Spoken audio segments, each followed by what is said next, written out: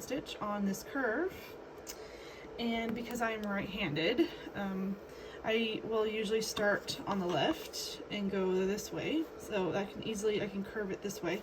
If you are left-handed, I'm not quite sure how you would approach this, but possibly this direction would be best for you. Just kind of play with it if you're left-handed and see what's more comfortable for you. But we are going to start with 2 strands of gray, and we're going to start right here. And the actual outline stitch naturally curves, so it shouldn't be too difficult to do. So I came up from the bottom, there's the knot.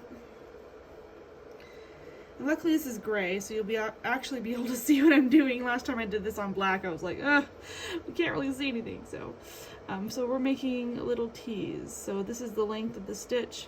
I'm bringing my needle up where I kind of came up. And notice how my thread is up, okay? So you want to always keep the thread up. So you see how it's kind of like a T?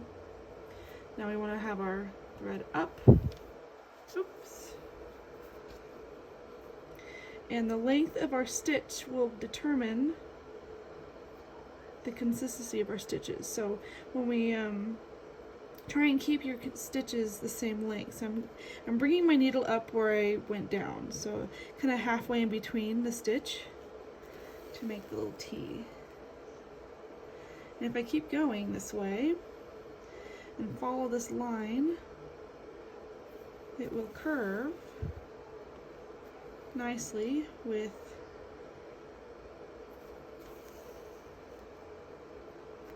the stamp here. And the smaller the stitches, the sharper the curve is. So this curve is not too bad, so I can do bigger stitches. But if it's a smaller curve, I would do smaller stitches.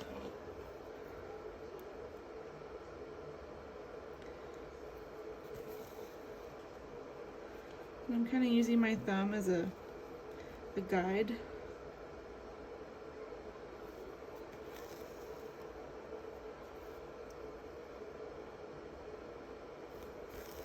Just as long as you stay on the stamp and you're covering the stamp with your stitches, you should be good to go.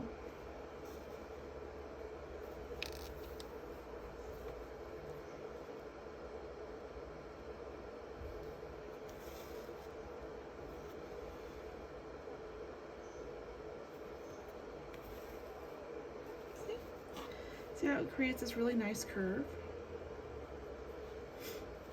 Okay. Now my stamp ends here, but I'm going to end this video here. So if you want to end your stitches, say you run out of stitching or of embroidery thread, put your needle down like that, and then do your knot. And if you want to continue, grab some more thread, put a knot through it, and then you would come up in the middle of that last stitch that you made. So take your needle and bring it up in the middle of that last stitch. Like that. And then you can continue on. Just like that. So I hope that was helpful. And, oh my gosh. Doesn't want to go. So I hope that was helpful for you. And happy stitching.